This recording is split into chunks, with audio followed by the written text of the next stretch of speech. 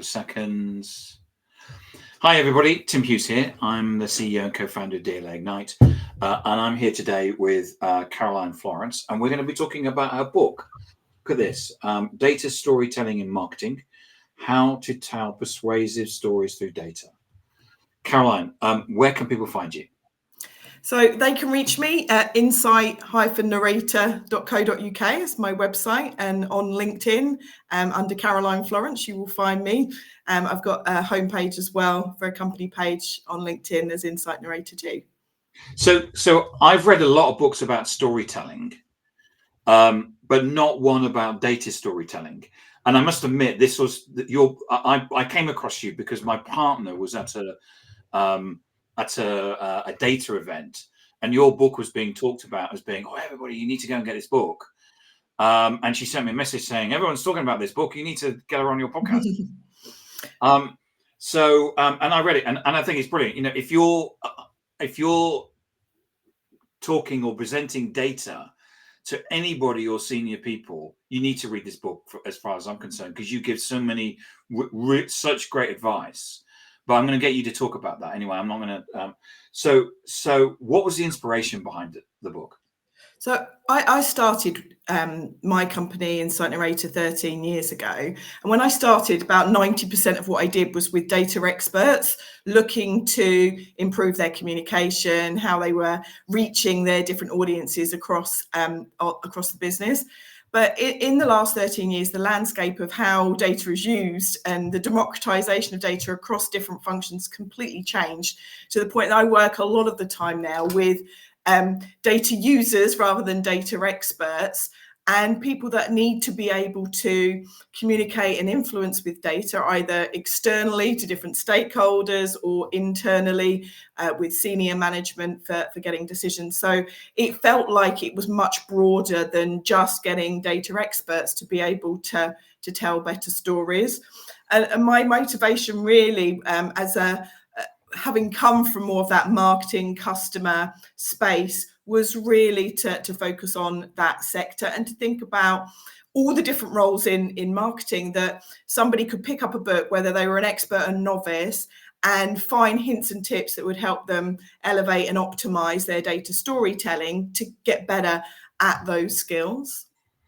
I remember when I was in corporate working with somebody, and they were told, what you're going to do is that you're going to take these figures and you're going to present them to these senior people. And she came to me and said, that's the job. I said, yeah, but they're going to want insight. They're going to want, I said, it's no point you just saying, well, the figures go up and then they go down and then they go up again. She said, well, no, I've been told my job is to just present the figures. I said, okay, then. So she went along, and of course, she presented these figures, and they threw her out because all she said, well, they go up and they go down. And they said, so why does it go down? And that was kind of the point. Was after that, she used to come to me, and we used to prep a story. Nothing as fantastic as what you put together, but at least it was better than what she'd been advised by her manager at the time. So what do you define as data storytelling? It's a really good question, because I think there are lots of kind of different topics that fit under that data storytelling umbrella. But for me, there's a clear differentiator between reporting data, which lots of teams have to access to be able to be informed, to data storytelling, which is going beyond informing people and actually helping with a transformation. So that transformation could be in their understanding of a topic, or it could be transforming a way of working or approaching a problem or an opportunity, or transforming the strategy, the direction, the actions that we're taking. But if we're going to lead to a transformation, we need to influence. And to influence, we need more than just numbers and understanding what's going on. We need that bigger picture. We need people to understand that story and to feel motivated enough by that story to think about it or to take some action off the back of it. And reporting alone just does not do that. Just reporting that it goes up and it goes down and it goes up again was useless for why? Why did it go down? Why has it gone up? Why and does it, and if it goes up, does that mean that we're doing good? or not, because it may be that our costs have gone up and actually our profitability is being squeezed. What does it mean? What are the key components of a persuasive story? So I think one of the nice things about storytelling is we naturally do it. So we are, communicative animals. We've been telling stories for millennia, and so plenty of great and good academics have studied what makes a good story. We don't need to reinvent the wheel. We know what works. It's about applying that in the context of the different worlds in which we operate. So for me, there's these three kind of core factors. It needs to have a clear narrative, a beginning, middle, and end, something that I can navigate and follow and understand what is it that you're telling me here. It needs to then have a reason to believe. Why should I take that argument and think about it or do something with it or buy into that, and how data can support that in terms of a credible, robust, evidence-based argument that you're giving me that I can respond to.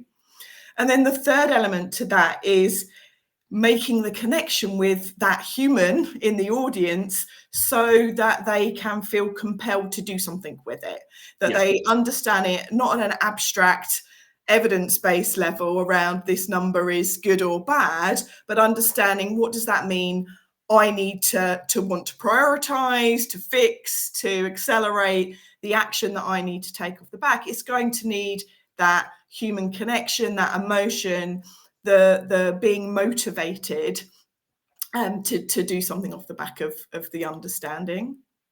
Because you talk in the book about the 5 R's, which you say that it's quite a common thing in the industry, I think, which is relevant, robust, refined. Is that was that? Well, I can't read my writing. And remarkable. Relatable. Yes. Yeah. So the way I wanted to approach the book is to provide a roadmap for 5 kind of key stages that for me are really important components of really good storytelling that then enable you to have that clear structure, supported by evidence with a reason to believe and some emotional connection.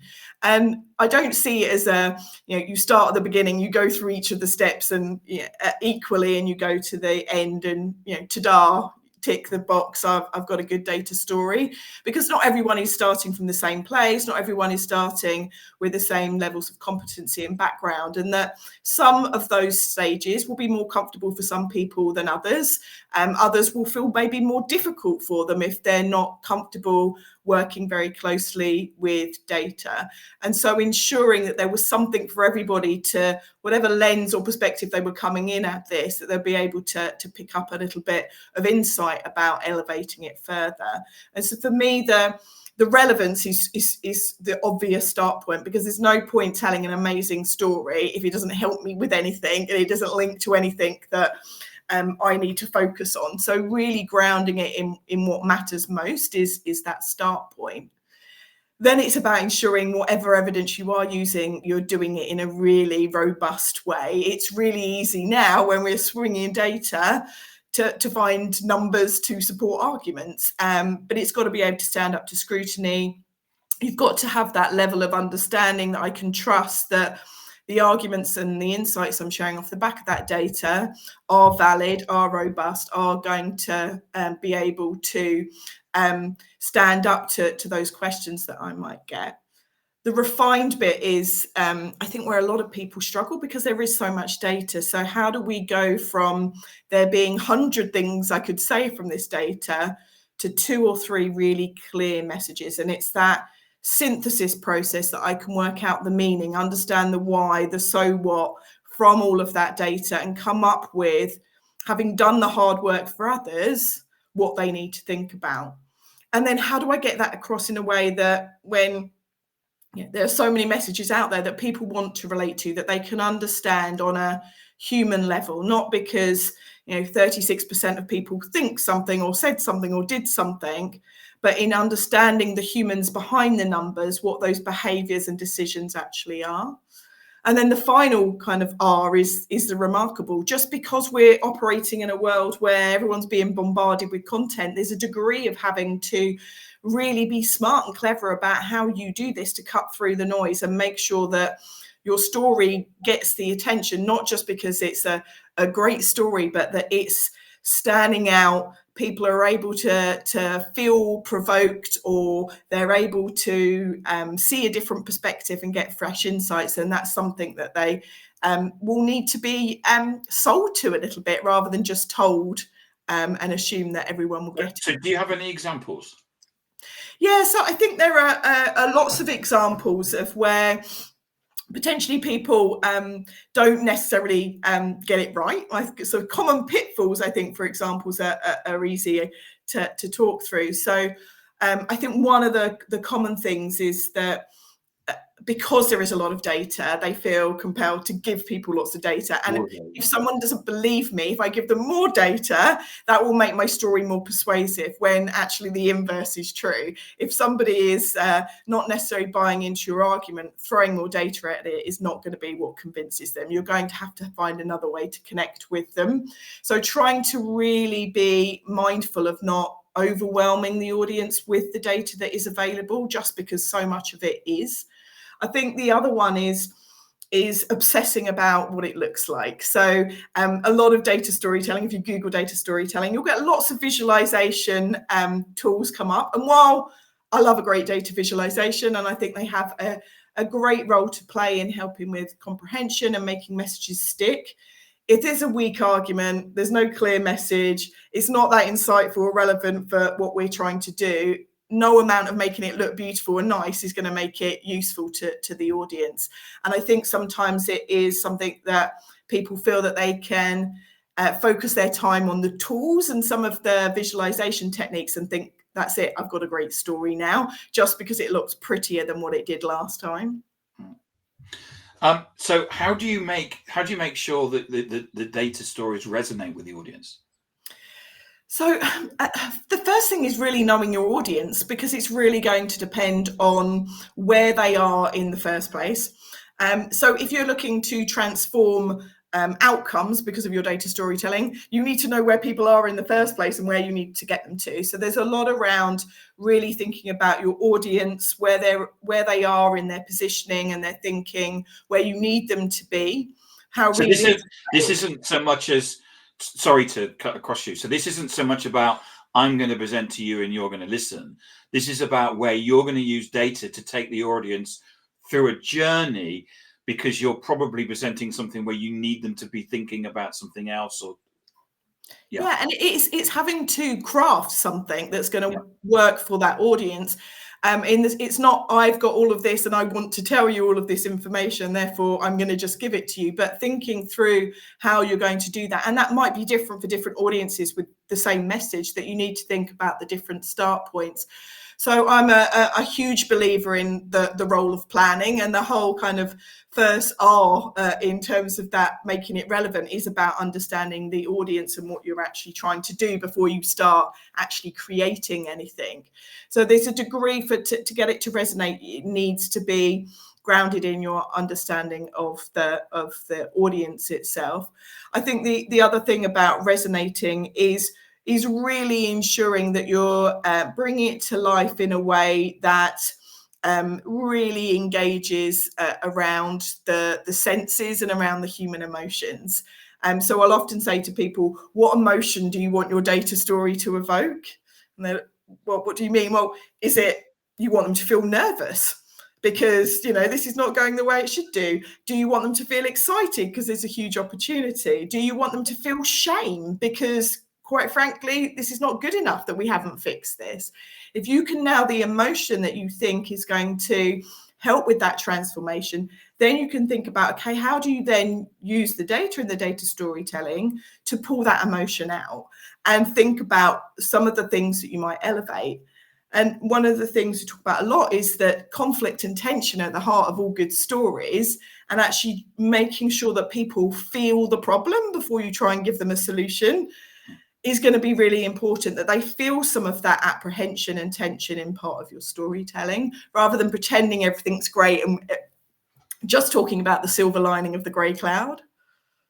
Because you talk about your 3 steps, which is about identifying a story of transformation, aligning the story to the bigger picture. And then you talk about also about your killer question. And you talk a lot in the book about the killer question. So talk to us about what your killer question is. And fundamentally, this is like any good story having a premise. There's got to be a point to it. And in data storytelling, because there is so much data, you could tell any which story, you've got to anchor it in something. Otherwise, it's going to be so nebulous that it's hard to construct an argument.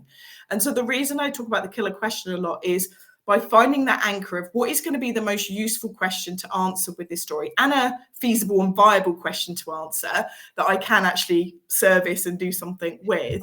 And so that, in a way, what you're saying, correct me if I'm wrong, is that when you actually present it, you would actually start with a question. Potentially, absolutely. It might well be that the audience buy into the question in advance. They know that that's kind of what you're there to do, is to answer that question. Sometimes the audience might not even be aware that that is a question that's important right now. So you might have to prelude some of that question with why that question matters so much.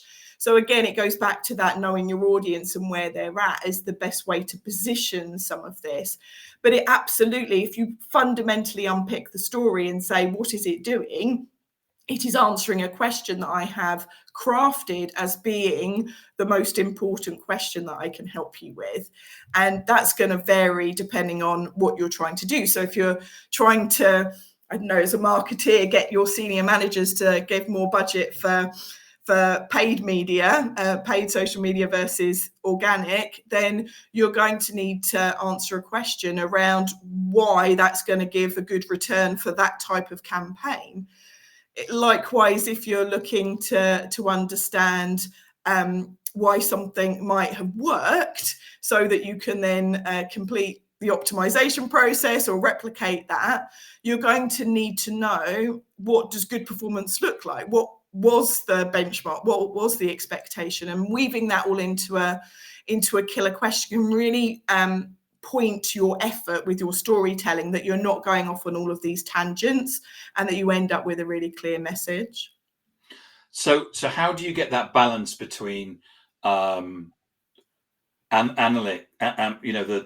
data and talking about the analytics and actually the story, so people don't think it's just fluff? I think it's a bit of an art and a science, definitely. There are frameworks that I use in the book to kind of help with some of the thinking and the planning around that. I'm a huge fan of collaboration to make this happen. Better brains than mine coming together, and we can see what we can forge as a collective effort.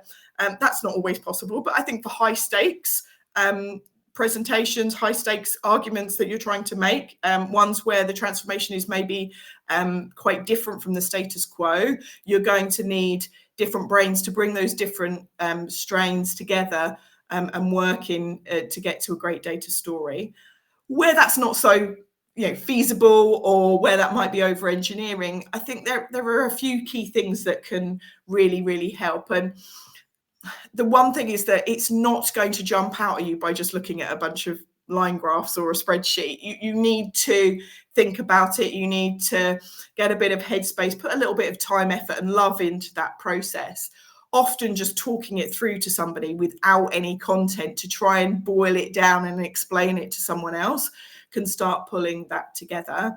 But even just knowing what's worked in the past and what hasn't, and start thinking about best practice and what you need to dial up, is a way of reminding you where maybe you need more analytical rigor on that side, or certain people I work with say they need more creativity coming in. And any advice for beginners? I would say if you're new to this, or a little bit of trepidation around where to start with it, is to firstly immerse yourself in good practice. There's lots of great examples of good data storytelling in organizations and out there in the world, and actually look at things with an objective eye around, is this working for me? What is it about what they have done that makes me understand this, that makes me interested in this, makes me want to know more, to have a conversation or to do something? And why is that? What can I learn from that? What can I bring into my own world to replicate? And there's lots of books, forums, training, blogs talking about the topic.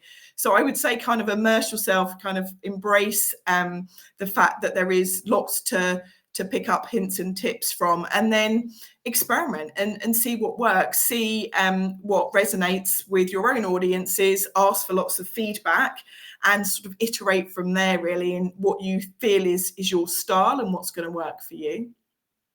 Excellent. Caroline, thank you so much for coming on and talking about your book, Data Storytelling in Marketing, How to Tell Persuasive Stories Through Data. And it's not just marketing, and it's presenting any there's lots you can take from any context. We've focused a lot of the examples on marketing just to make it more relevant to that target, but actually there's lots in there that, you know, working in peripheral areas, absolutely the same applies. And if I wanted to buy a copy of this, where could I get a copy?